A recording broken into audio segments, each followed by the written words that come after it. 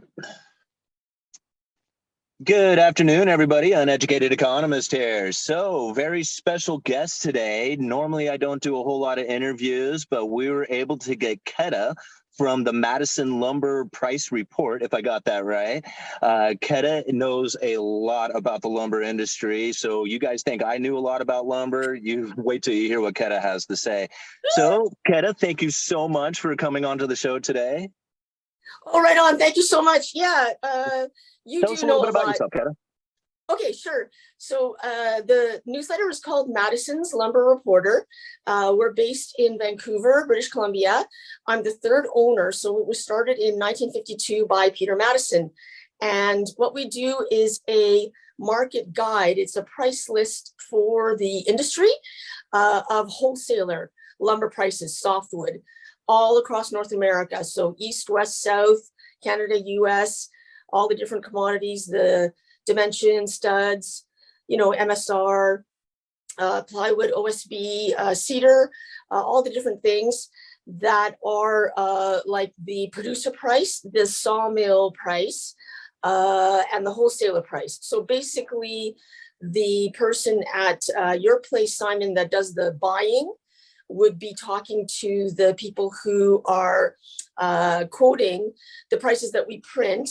It's FOB sawmill, so it's not including any of the additional things like commission or duty or freight or all that kind of stuff.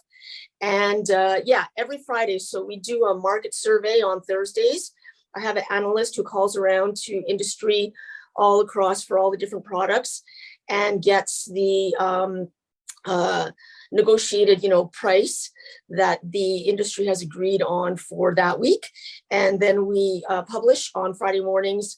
I have a dashboard with all of this data and a few tricky things that it can do, very fancy, very modern.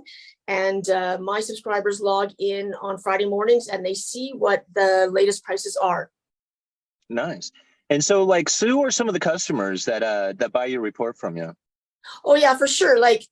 Definitely industry, like the sawmills, right? So it's like we get the data from the producers, but not everybody does everything. So if someone's a stud mill in Oregon there, or somebody in New York State that does Eastern spruce, that they want to know what's happening with Western spruce, or they want to know what's happening with Southern pine or some of the others. So the actual industry folks subscribe, and then it's like universities, governments, agencies, the banks, different analysts who write about lumber, like they talk about, stock market and stuff like that, builders, contractors, like the end users, purchasers, retailers, that kind of thing. So the wide spectrum of anyone who needs to know on a regular basis what's happening with lumber now. Like that's the thing, is that the price that we print is the current price. It's not like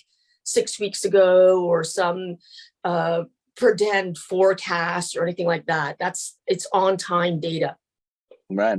So a lot of times when even myself, when I'm reporting on futures prices, this is prices that are going to be taking place 2 months from now, not today, right? So what you're reporting on is what is actually taking place today, which is not necessarily something that everybody has a view of. You actually have to be able to compile this information, much like your analysts do, in order to come up with this report. So what you give out for information is quite unique. It's just pretty much real-time data that you're trying to give out. And that's not something that everybody has access to. So yeah, exactly. That's pretty helpful stuff. Yeah, it's like market price data, right? So futures is a hedge, and a lot of the mills, there's people speculating and sort of trying to make money, but a lot of the mills, for example, they will hold 40 rail cars on futures that they don't take delivery. They don't, very seldom. Usually they just roll it over into the next contract, right? So it's kind of like people use futures as a hedge against forward looking for what they expect is going to be happening with cash, and they could be as far as 6 quarters, right? Right now, where the contract is for September 15th closing, and then November, there's already a lot of the trades have moved into, they're looking at the January 15th contract, stuff like that, right? And then the what we do, which is called print or cash. There are other services. I'm not the only one. There used to be 5 when I started at Madison's in 2003. Then there was 3, and now there's 2 left. There's 2 left. And so it is a niche. It is like a specialty information, but it's something that really, if you're deeply into forestry or building or anywhere in between manufacturing, this is something that people need to know. And so like, even for like my store, because, you know, I work at a retail lumber yard. I do retail sales for a living. And we have a guy who checks prices and will adjust the prices to not only stay competitive, but to also, you know, be in the most profitable area on it. So when he's looking at prices, he's getting a report similar to what you are giving out there, right? And checking those prices and then accordingly adjusting the prices to whatever the cash price is that the mills are selling at that point, if I explain that all correctly. So that's really where like your report comes in a lot better than to say following the futures price, because that may not be accurate to what is taking place right now. And that's where like really where the Madison Lumber Report, I just find just incredibly like informative. I mean, I love your YouTube channel. I really do. And I'm going to leave links down in the description for it, so everybody should definitely check it out. But tell us, like, this year, the last 2 years are so unique to the lumber industry.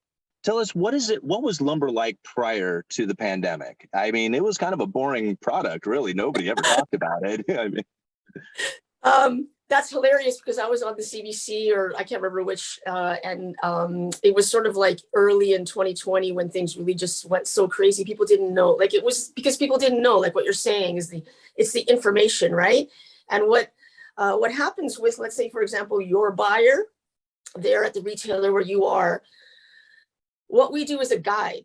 So the actual selling price lists of each individual mill, it's going to vary, but it's not, they can't like sell for $100 more than what we're printing, because we do this, you know, aggregating of all the different regions and stuff. And so the really cool thing about lumber is, for most uses, like by the far most use for North America lumber is US home building. And these different products all meet the building code: Eastern spruce, Western spruce, Southern pine, Douglas fir. And so when someone is trying to make a purchase, they can look at the different prices between each region, figure out for themselves what's their added cost on going to be with the freight or whatever, and make their purchases accordingly, like between which mills are offering or wholesalers are offering them a better deal at that time. And so early in 2020, when things were getting so confusing, and one of the headlines of an interview that I did was "Long a boring commodity, now lumber," something, I can't remember what. And so it's not boring to me, ever. Every week is different. There's always something: forest fires, labor dispute, you know, trade issues, all these different things. But what you're asking for, let's use the previous like 14 years, because it really was when everybody remembers how the US housing, all the problems with the speculation that happened like 03, 04, 05. And that sent actual home building in the US far beyond what the population was able to absorb. And then in 06, you know, all that, they call it the bubble burst. It was an actual bubble because it was speculation. It was investor buying of new properties and building homes. And it was people buying second and third homes, again, as speculation, as an effort to, you know, get to the top of this sales, wherever the price is going to be, without the one being left holding the bag. And so in September 2006, when that crashed, immediately lumber price crashed. It didn't wait a month. It didn't wait until 08. Lumber prices fell and kept falling from 2006 all the way through. And by 2008, it was like low price, unchanging, like changing by $5. And that lasted for like 10 years. So we had from 2006 to like 2017, very little movement in lumber prices, because the response in the US housing market was the reverse, where it became underbuilt and there was not enough construction activity. So there just wasn't demand, like there's not enough demand. Supply, relatively speaking, keeps going the same as it is, because curtailing a sawmill is very expensive.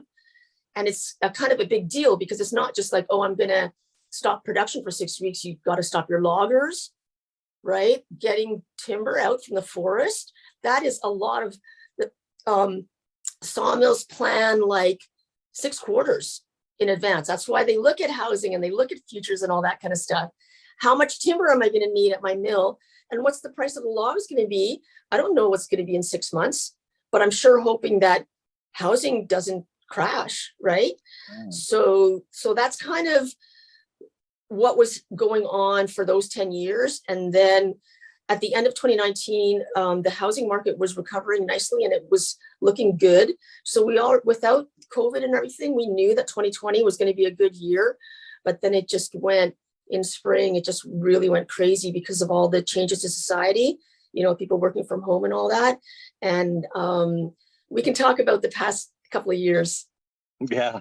Well, you know, what's interesting over the last couple of years, because the lumber prices, I mean, it just caught all this attention, going from, 500 per thousand up to 1,700 per thousand. Everybody was just like focused in on lumber and screaming inflation and manipulation and all kinds of stuff. But I saw it a little differently. I didn't see a lot of the manipulation, like the forcing of prices up to the level that they were.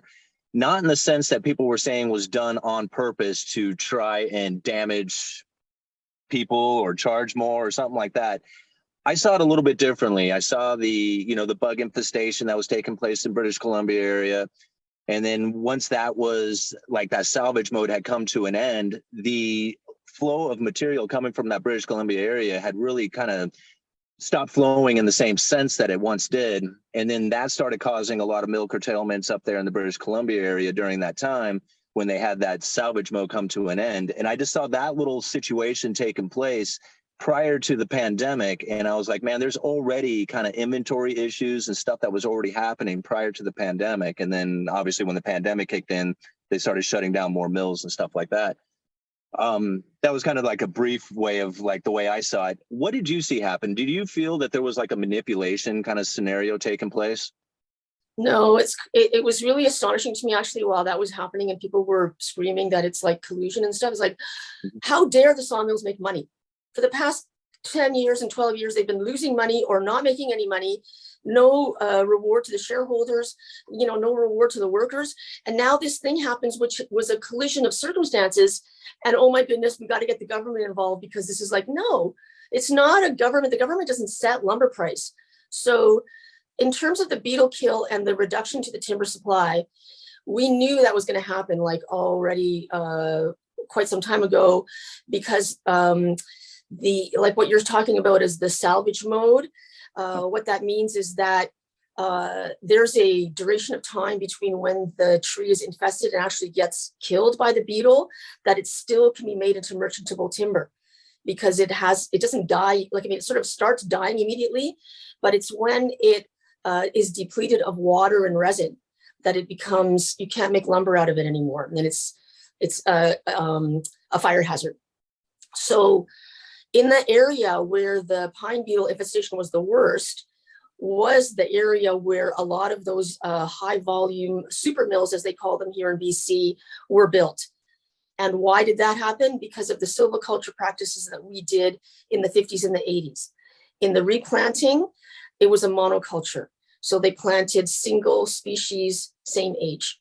It was all, when you say SPF, that means spruce, pine, fir. And by far and away, the largest within that basket is the lodgepole pine. In the same ways that when people say southern yellow pine, it's loblolly pine and longleaf pine, but by and large, it's loblolly pine because that's what was planted. And that's what the industry uses. And they all meet the building code. So it was estimated that 12 to 15 sawmills of these large sawmills would close, and they have. That's where we are right now. In the last 5 years, the last 3 of them, just the other day, a couple of weeks ago, West Fraser announced Fraser Lake. That's not going to reopen. unless it Wow. becomes, yeah, unless it becomes something else. Like it can become a LSL or LVL, like a veneer mill, because you Uh-huh. can use, because for veneers and for plywood, you can use peeler logs. But for dimension lumber, you need the #2 saw log, like you need the big round tree, right? So okay, so I'm just gonna lay some numbers on you real quick. Sure. 50% of all lumber produced in Canada comes out of BC. 50%. Yeah. Oh, wow. I didn't know it was that much. I knew it was a lot, but that was a lot more than I thought. Yeah, it's a big deal. And then next is Quebec. Okay. And so taking a further step back, there is about 1/4 to 1/3 more lumber production out of the US than there is out of Canada. Okay.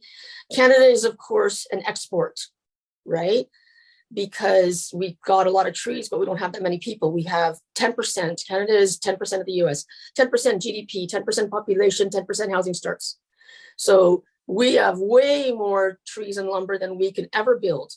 And then in the same way, the US industry, even though it's bigger than the Canadian, is still not enough for the amount of people in the home building that goes on. So Canadian sale of lumber is 65% into the US. And it used to be like 85%, but we reduced that over the 20 years because we keep getting hammered by the duty. Okay. So 65% of Canadian wood is sold into the US, 10% domestically in Canada, and about 6% goes to Japan. The wood that goes to Japan is premium, is #1, J grade. It doesn't even get sold in North America. So it's a much higher value. And then across within North America, it's 2 and better, like your standard, right, for the housing.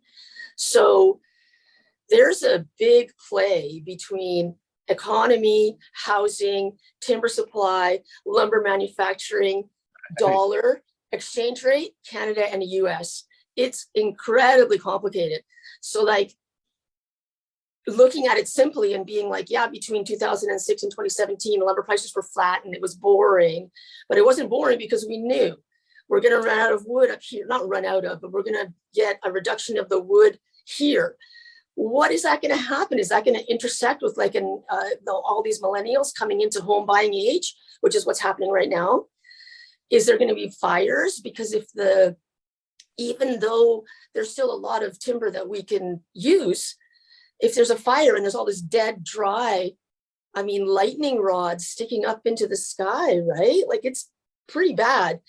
So there's been a shift, and it's kind of like, you don't really know what's going to happen, but you know that it's not the same as it was in the past. And then now we had the COVID thing where people can choose where they live, not based on where they work. And the sort of migration of the population is heading towards states that have low taxation. Okay, so it's like, instead of going to California and trying to get into the housing market, people are moving to like Montana or Texas and states that have lower tax rate, which is changing the balance of what we used to understand as home building, right? Nobody looked at Idaho for where the housing starts before, right? So so that's kind of where we are right now. And it's really fascinating. And I don't really know where it's going to turn out, but I was looking at my lumber prices today. And, when we do the graph comparing year over year, I'm finding it very, very interesting because the trend line of the price right now is meeting where the data point was 2 years ago.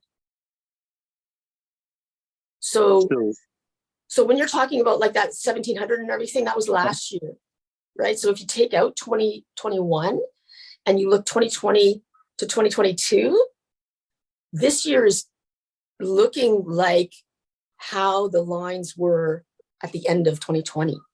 So back to that like average trend line again kind of idea? Well, it was volatile, but not to those extreme highs and lows. That's the kind of thing that we've been waiting to work out, right? Every time, like all of these incredible highs that people are screaming that it must be some kind of scam, every time after that, it goes up and down. It goes up by less and down by less. So it's the market is trying to find where is the balance. And the balance is not, people are like, when are we going to go back to normal? We are never going to have $250 2x4s again because of this, what I'm saying, of the timber supply. The cost of production all across North America has changed completely from 2015. So there's more input cost, more yeah. like the logs cost more, the fuel costs more, the electricity costs more, the labor costs more, everything costs more. Yeah. So all the input costs is just basically going to force it to the point that it will never drop back down to that price That's again. Right. Yeah, I mean, unless gas goes back down and labor, I mean, it's not, things don't go down. Like, they might stay low, but they're not going to go down from where they are, right? So where is the new level? That's what everybody's asking. And even back at the end of 2020, I was saying somewhere between 600 and 800. Mm-hmm. So where it used to be between 250 and 500. Right. Okay. And that's because the mills got smarter. There's fewer play because there's not these extra mills that can run, millions of board feet a year, a week, whatever. And so if the housing or the demand slows down to the point where people are not willing to pay that $500, the mills will go off the market and they will curtail and stop production. And that'll be the price. And you'll just have to go around and try to get your wood from different wholesalers and reloads and all that kind of stuff, right? And I put a cap on the top, like the 800, because that wildness of that 1600, I don't expect to ever see that. The thing that people should understand is that was the price, but very little wood got sold during that time. Yeah. Right? Like when that price was 1600 for whatever it was, 5 or 6 weeks, some sales were made, but people held off. And you could see, like on my graph, once it started to go down, it went way down lower than it. Like I said, the highs were super high and the lows were super low. And now it's coming to the point where we're starting to be able to see sort of like, where is that medium? And that gives a little bit more certainty, where industry is able to make like these plans, like I'm talking about, 6 quarters to figure out about their logging and all that kind of stuff. No. See, that was something interesting that, because I'm from Oregon, so we have a lot of logging in our area. And when the mills were first kind of shutting down and curtailing, back in early 2020, a buddy of mine was like, man, there is a lot of wood on the ground up here. And, I didn't think about that before. He says, we got to get it off the hill. And like, I thought, oh man, well, the mills aren't running. Where do you go with this wood? And that was at the same time, well, shortly before that, we had the trade wars kicking in. So China was like, kind of gave us the finger on logs. And so there was like a glut of logs that were around, and people were screaming then, how come the loggers aren't getting their price for the wood when lumber is so expensive? But that was probably the reason right there, is that there was a lot of wood sitting on the ground and there wasn't a lot of export going out. Something that I hear a lot of people wanting to know a little bit more about, maybe we can discuss this, is the duties, is the tariffs that are put on lumber. Can you tell us a little bit about that and how that affects things? Well, it's a political thing, and a lot of my colleagues don't want to talk about it. When I first started at Madison's in 2003, there was like a culture of don't talk about the duty. You might say something that is unpopular, and you're going to make the Americans even more angry. Like I said, 85% at that time, 85% of Canadian wood went to the U.S. Right. So like it was Big Brother, like not Big Brother, but the older sibling, like kind of. And so it did start as a political, there was a fellow named Max Baucus, I believe he was a Montana senator, and drove the sort of, in the grand scheme of things, the idea is, why should Canada have a sawmilling industry? It's our wood that we're using for our homes. We should just get the logs from Canada. And that's what they want. They want Canada to be a timber provider. And we can't do that. Mm-hmm. I don't know how much you know about Australia and New Zealand. New Zealand has timber. They have beautiful radiata pine. It is legislated that New Zealand must export logs to Australia. And it's a big problem. Like if you have that, it's very dangerous for the forest. Like you need to have a timber management property, right? Just cutting down all the forest and then being like, oh, there's no trees. That's not going to help anyone, right? So the softwood lumber duty over the time, we're in dispute number 5 right now. Every time the duty comes on, it is at a higher rate and it's on a wider range of products. So the previous one, 06, whatever it was, it included cedar. It doesn't make sense. You don't build homes out of cedar. It included boards and it included a lot of stuff, and it's higher. It's like 20%, 25%. So this is making an impediment, and this is raising the price because it's a fee that the Canadians must put at the border on the pro forma invoice when they send their wood over. Wow. Are we going to